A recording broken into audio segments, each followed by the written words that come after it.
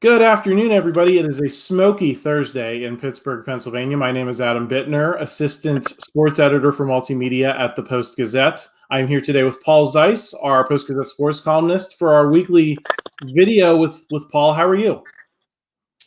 I'm doing good, man. I have survived all of the smoke, apparently, and hopefully it's going to start dissipating and everything's going to be okay. Yeah, we'll get that air quality index back down hopefully soon. In the meantime, Paul, we've got some Pirates topics to toss around here at the top of the show. The big one I wanted to get to was the Andrew McCutchen trade rumors, if you can call them that. John Morosi from MLB Network said earlier in the week that the Pirates may be interested in trading him to the Texas Rangers because they are, one of the better teams in baseball. They're hoping to compete to win the World Series. Andrew McCutchen's never won a World Series, but pretty quickly after that, there was a lot of cold water thrown on it. Our own Jason Mackey was in the Pirates clubhouse on Tuesday night, and Andrew McCutchen said he wants to be here, as he has said at many different points. I believe Jason also said the Texas Rangers general manager or some executive with them also said he'd never called the Pirates about acquiring an outfielder or anyone, despite that report. Paul, what do you make of the fact, what do you make of that timeline? And did it ever make sense to you for the Pirates to trade Andrew McCutchen? Well, here's the thing, Adam. Whenever all these trade type stories come floating out, the Texas Rangers general manager literally could have been like at a cocktail party, with a few people and said, hey, we could use a DH or whatever, maybe Andrew McCutchen, whatever. So there's always some genesis to these things, right? Whether it's an agent, whether it's somebody who, again, happened to be talking to somebody who knows somebody. And so in some ways, it could have been someone from the Pirate side of things with a trial balloon, just sort of floating it out there a little bit, which they do all the time. I know that there are people that think that that's, crazy conspiracy stuff, but it's true. Teams will float a balloon out if they're thinking about maybe trading or moving on or doing something that they know might be a little bit unpopular, just to sort of get a climate for what would come down the pike. Now, that being said, I mean, I have a hard time believing they brought him back here with the idea they were going to trade him. I would, and I can't prove it because I wasn't in the room. But do you really think, Adam, that that McCutchen sat in a room with Bob Nutting or whoever he was negotiating with, him and his agent, and it wasn't discussed? Listen, I have no interest really in being traded. Now, he didn't get a no trade clause in his contract, which, it sounds like if you listen to the stories on AT&T Sportsnet, that inside the Pirates baseball, you've probably seen it during different rain delays and everything else where, this segment with how did it all come about, Andrew? How did you end up coming back? And then they talked to Nutting. It sounds like it was a relationship that was built of trust and respect for each other. And, so therefore, it wasn't a tough negotiation. They just basically needed to put together the framework of a contract. I have a hard time believing, though, they never talked about the fact that, hey, because Andrew McCutchen's been around a long time. I have a hard time believing that he never said to Bob Nutting, hey, listen, I mean, I'm not going to push for a no trade clause, but I really don't want to be traded. I'm sure that conversation came up. And so it is kind of a moot point. But Adam, I wrote a column about this yesterday.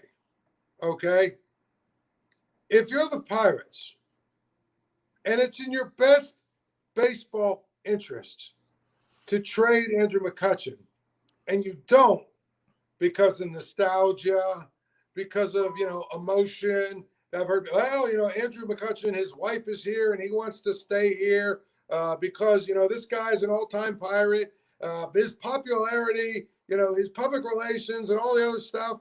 If any of those reasons are why you wouldn't make a deal that makes sense, then I don't know what you're exactly trying to accomplish if you're the Pirates.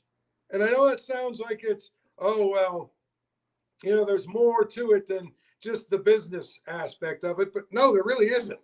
And when I say the business of it, I don't mean the money part of it. I mean the baseball part of it. Now, at the end of the day, this is a team going nowhere. They're not winning anything this year. They're not going to win the division. They're not going to be a wild card. They're not going anywhere. They've probably indirectly or directly made it pretty clear they're not going to add talent, at the trade deadline to try and go for it. They're not going to push, maybe to try to close those 3 or 4 games or whatever it is between them and the wild card. So if that's the case, I have no idea why Andrew McCutchen wouldn't at least be on the trading block. Now, if you can't get a good deal for him, if you can't get the right price in return for him, then you don't trade him. But as I've said before, you've got a closer, right, on your team. He went 8 days last week or whatever it was. They actually had to put him in a game. They were down by 5 runs or whatever it was, just because they wanted to get him some work, right? Yeah, he's a really good pitcher, and he's a great ambassador, and he's a tough guy from Mars, and all the other stuff that we hear about him. I get it. I like him. I think he's a good player. But having a closer on a team like this is kind of useless. And at the end of the day, if you can get some for him, you have to make the deal. It can't be about, well, we've got to keep him around. He's younger. There's a couple more years of control, yada, yada. He's a power arm. And as we've seen it, Adam, those power arms sometimes they get banged up. They either blow out or they get fatigue or whatever. And the more pitches they have on those arms, the more likely that's going to happen. His value is high now. He's another guy. You put him on the block because at the end of the day, what this whole entire next 3 months, actually next 9 months should be so that come April next year, you're putting a team out there that is, if not ready to win the division, ready to legitimately contend. And guess what? That means you're going to have to bring some of your young guys up, and trading a guy like McCutchen means you can backfill some of those prospect spots that you have so that you have young talent, continually in the pipeline. To me, his value, okay, wonderful. You know what? But if this team stinks like it has for the last month in mid-August, how many tickets are being sold because Andrew McCutchen's a DH on the roster? So that's the way I look at it. That's fair, Paul. But then looking toward next season, let me ask the question of you this way. If you have a chance to bring Andrew McCutchen back next year and he has a chance to be a 2-3 win player, a productive guy, is a prospect that you're going to pick up in a trading Andrew McCutchen now worth it if that alienates him from signing next fall? If he's kind of, I think he wants to be on the Clayton Kershaw year-to-year thing, and when he loses it, then he'll retire. I think that's what he wants. And I think if you're the Pirates, you would like to have his bat in the lineup next year. Is there a risk of alienating him if you send him somewhere he doesn't want to go because you like the deal that's on the table now? I would say no. And I'll tell you why. We just talked about the whole reason he's here is his relationship. And if you're Bob Nutting and you sit down with him and you rationally talk to him and say, listen, this is a win-win for both of us here. You have a chance to go for the next 2.5 months, play for a team that's a contender, maybe go win that World Series ring that you've been looking for, right? Do that. And in November, we'll sign you. And not only will I sign you, I'll give you a no trade clause in November because next year, I believe, we're going to need you the whole entire season. If you do it that way, right, that's the art of negotiation.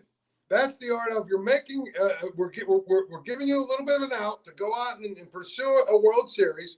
We'll bring you back next year. You have my word, right? We'll bring you back.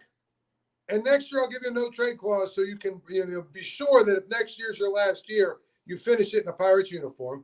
You'll be on a team next year that I believe will be ready to contend. And you'll help the organization out because you'll be able to bring back a prospect or two that we need for our minor league systems to continue to fill them up. That's the art of negotiation. I mean, if you're a billionaire, whatever you want to say about Bob Nutting, If you're a billionaire and you can't make that simple negotiation, then I got to question how in the world did you become a billionaire? Yeah, I that's fair. But what happens if he comes back and says, "Nah, I'm good," well, and it's it's made clear that that's just what he wants, regardless of whether it makes sense for anyone involved. Do you still make that deal and still take that risk? I would, if the deal was right. I'm not just gonna trade him for some schlep rock. I'm not just gonna trade him just to trade him, right?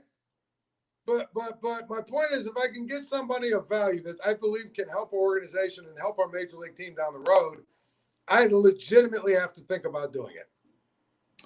Paul, speaking of young guys, I do want to talk about the struggles of some of the names that are here now over the past week. Rodolfo Castro, Jack Swinsky, Ji-Hwan Bae, Tucupita Marcano. Those guys, the Pirates have had high hopes in varying degrees for all of them. They were involved in like an 0 for 95 streak, I think, before breaking out on Tuesday night against San Diego, getting a bunch of hits off of an emergency pitcher, if we're being honest. What is your level of hope that any of those guys that I just named are going to be on the next good Pirates team, whether it's next year, 2 years from now, 3 years from now, given the names that are coming up in the system, given that Nick Gonzalez is here now, had a nice game Tuesday night? How many of those four guys that have gotten decent run in Pittsburgh and have yet to really answer the doubts about them, how many of them do you think really have a chance to be part of this next good Pirates team? Very good question. Tucupita Marcano has shown flashes. I think he's got a skill set that you probably don't want to give up on him yet. Rodolfo Castro, I keep trying to convince myself that there's a really good player in there, and he just continues to prove to me that it probably isn't. And Swinsky, look, say whatever you want to say about Swinsky, but he's a pretty good defensive outfielder. And the other part of it is he may be the one or two guys you have right now that every time he gets up to plate, he's a threat to hit the ball out of the ballpark. And that means something in today's game. So to me, I look at the young guys, and I would hope that next year you have Gonzalez playing every single day. You have O'Neal Cruz playing every single day. You have Cabrian Hayes playing every single day. You have Endy Rodriguez and Henry Davis playing every single day. And obviously Brian Reynolds. So to me, that gives you some flexibility with the other guys. You hope that Swinsky figures out whatever it is that's ailing him when he struggles against fastballs or whatever. And that's been a problem.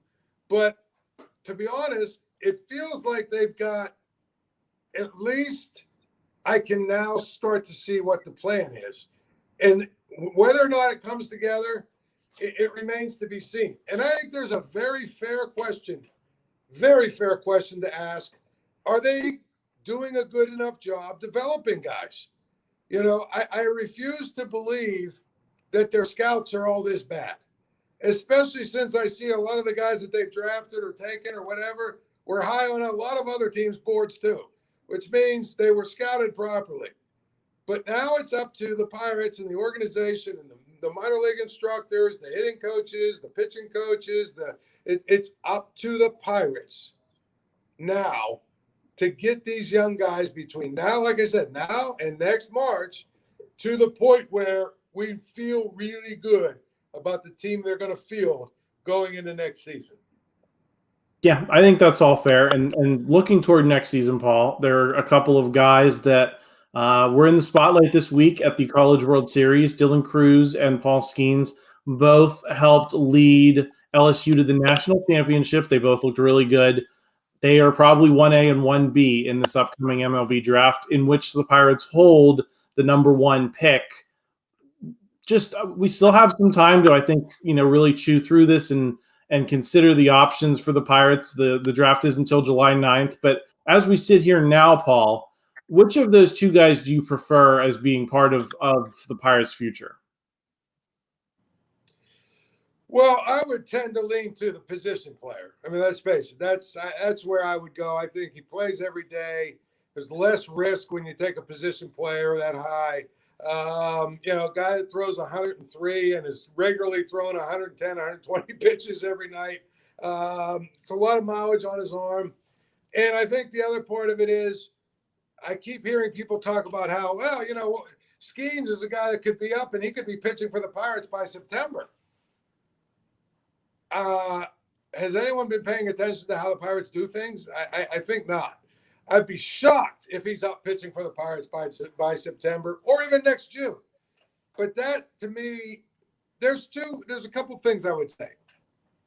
If I'm the Pirates, again, baseball decisions, which guy is likely to help me sooner? That's the question you need to ask yourself.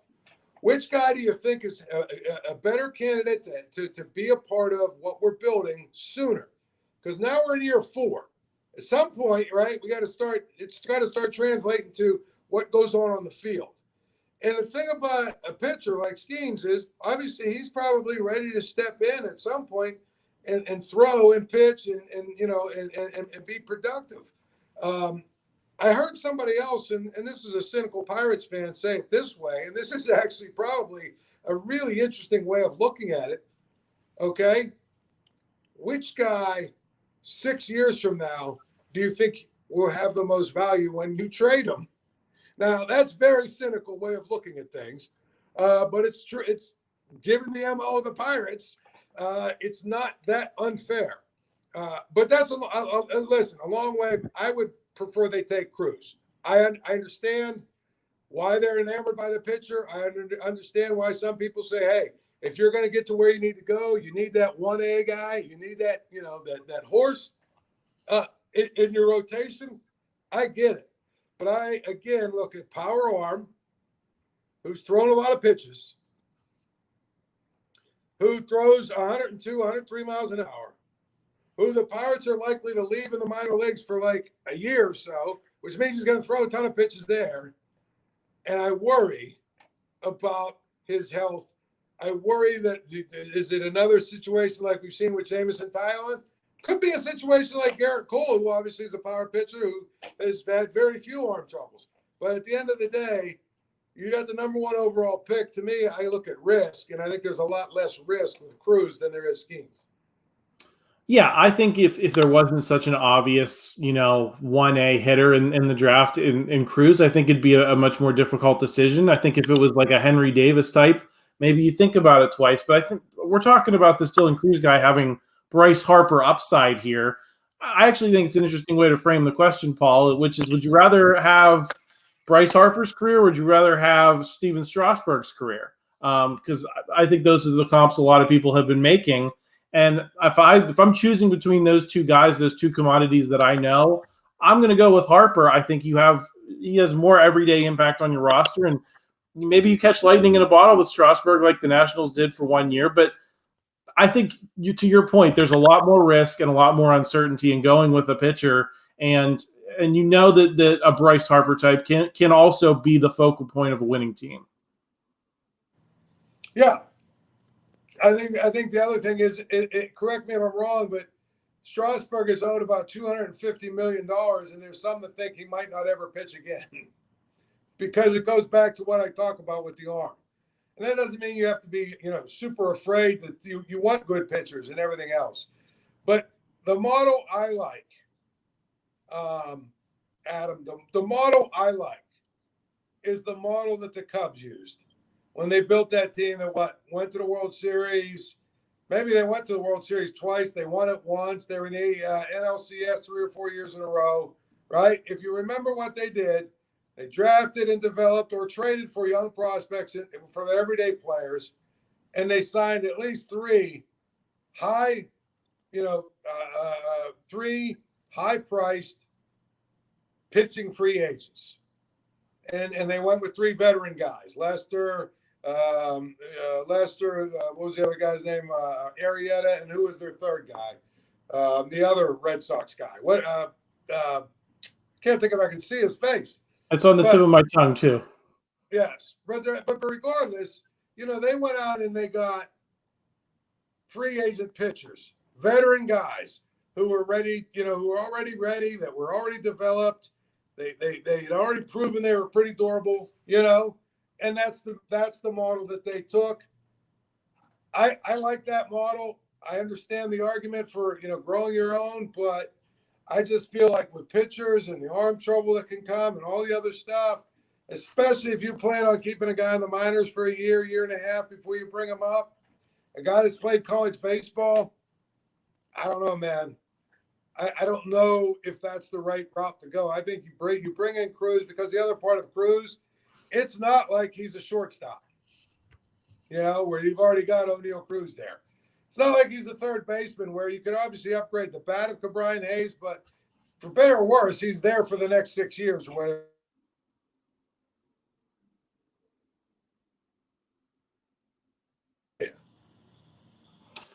Yeah, I agree. And Paul, I also wanted to talk a little bit about the Penguins, because right before we hopped on to record here, we're recording this on Wednesday for Thursday. The Penguins made a trade for Reilly Smith, the winger who has been with the Vegas Golden Knights for several years. He scored 26 goals this past season. A lot of people are talking about it as a sign that they're giving up on bringing back Jason Zucker in free agency. What do you think of the move itself, Paul? And what do you think about what it signals in terms of losing a guy like Zucker, who I think a lot of people finally really enjoyed seeing him kind of live up to that potential when the Penguins traded for him a few years ago. He finally had a great year. I think he developed quite a bit of a cult following, but maybe he played his way out of Pittsburgh. Do you think that basic trade, it's almost like a hockey trade, right, Paul? You traded Jason Zucker for Reilly Smith. What do you think of that, end result? Well, I mean, I would think that would probably mean that the Zucker is gone, right? I would think that this trade, interestingly, they only gave up a third-round pick for him, though. It wasn't like they gave up a ton for him. And here's the thing: if you can make it work to keep them both around, right? Which early scuttlebutt, just sort of reading what's been being written, is that they probably can't keep them both around. But if you can, I think that all of a sudden you have taken the first step towards alleviating some of the issues you have in terms of scoring and lack thereof. I mean, you can put Smith on the third line, or you know what I mean, and he can become a pretty good third line guy for you, or whatever. You've got some flexibility. You can move some guys around if you have to, so that you don't have all of your scoring on the top six. So to me, I think that it's probably not feasible to keep both, but I also think that the Penguins should really think long and hard before they just sort of move on from Zucker. Yeah, I mean, he was great last season. He was sensational, but he feels like one of those guys, Paul, that's lining up for one of those big contracts that he signs, and everyone says, "Oh my God!" It just feels like hockey is the world capital for those types of reactions, right? You look at a deal; it's for 8 years and a gajillion dollars, and you're like, how'd that guy get that? That kind of feels like the direction it's going for Zucker. And I think if that's the case, then the Penguins don't want to necessarily get hamstrung as they're looking toward, hoping to have the flexibility to maybe pivot to a post Crosby, Malkin, Letang era here sooner than later. I think certainly in the term probably that Jason Zucker will be signing for if he gets 5, 6, 7 years from someone, even though he's not a spring chicken himself. Paul, I also wanted to ask, what do you want to see from these Penguins between now and next week? Free agency is going to open this weekend. There will be some deals. Kyle Dubas has signaled, the Penguins' new president of hockey operations, that he does not want to trade a first-round pick to get rid of guys like Mikael Granlund. So there's hope that they find a willing trade partner to kind of dump that salary on. So I think that'd be like the first priority for a lot of Penguins fans who don't want to see Granlund around next year. It's more like an addition by subtraction type of thing. But beyond that, what would you like to see, Paul? I think a goalie is probably high on the priority list as well. I think that's what you're going to say. But if we're sitting here next Wednesday recording a video for Thursday, what do you hope we've seen by then? I hope that we have good clarification on what the goalie situation is. I was listening to someone this week. I was talking about how there's one of these Fangraphs type sites that does contracts and whatnot for the NHL, and they basically project that he would get a contract for 6 years, $6 million a year. If the Penguins pay him that, they're crazy. I don't care what anyone. I'm talking about Tristan Jarry. Beyond that, this obviously with bringing Smith in, that gives them a little more depth of scoring and things of the such. I would like to see by next Thursday that they or next Wednesday or whatever it is, I would like to see them manage a few of these bad contracts. And I'm not saying you give away your first round pick to get rid of some of these guys. And I heard Cal Dubas talk about how he's not a big fan of the buyout system either. But the reality of the situation is they need to free up some cap space. They need to get rid of some what I would call dead weight. And then backfill it with some guys that can help you win in the areas you need to be helped. Again, goalie is always number one with this group right now, but they need at least one or two more defensemen that can actually, move the puck a little bit. Wouldn't hurt them if one of them was a little bit physical and big. And probably at least, and I know that they've got Jeff Carter, and I know all that, they probably need another center. And I don't know where that leaves Jeff Carter, but they really, really, really need to rebuild that bottom six. They need to beef up their defensive pairings a little bit, and they need a goalie. Those are the things that have to be the priority. And to me, we at least need to have clarity in all three areas by next week. And if that means they're clearing cap space between now and then and getting rid of guys, and if you don't have to give up your first round pick, but maybe it takes a little less than that, right, to get rid of some of these guys and these contracts. I clearly think that's where they've got to be. A roster that's more streamlined so that after the draft, they can see what they have.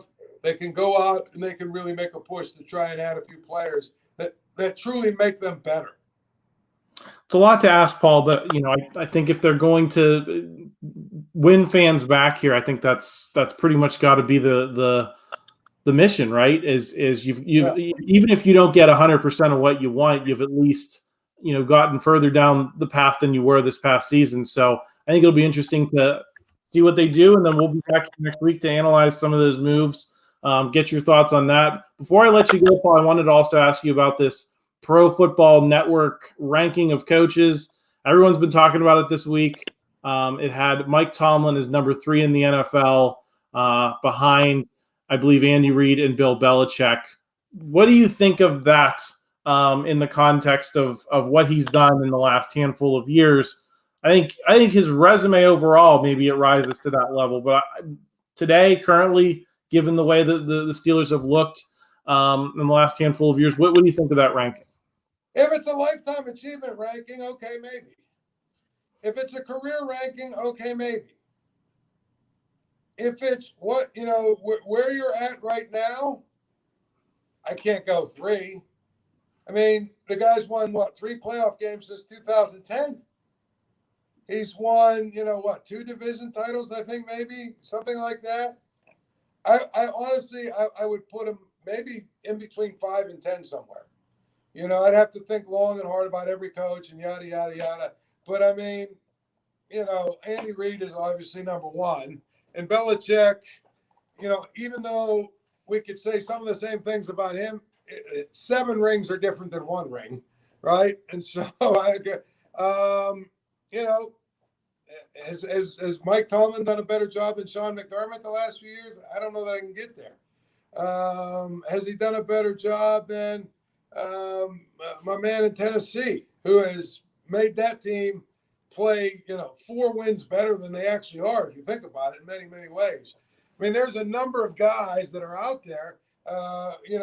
Shanahan and with the 49ers is bad, So, to me, Mike Tomlin, here's what bothers me about the Mike Tomlin discussion. We can never, ever have a Mike Tomlin discussion because there's 2 sides that line up and they don't want to hear an actual discussion. But there's a nuanced place when it comes to Mike Tomlin, Adam, and it's this. He's a very good football coach. He's done a pretty good job of making the Steelers relevant every single year. He's done a good job of keeping them consistent and keeping them in seasons when other teams that might have folded. He's done all of that stuff. And yes, lots of other teams would love to have him. But he hasn't won enough in the playoffs recently.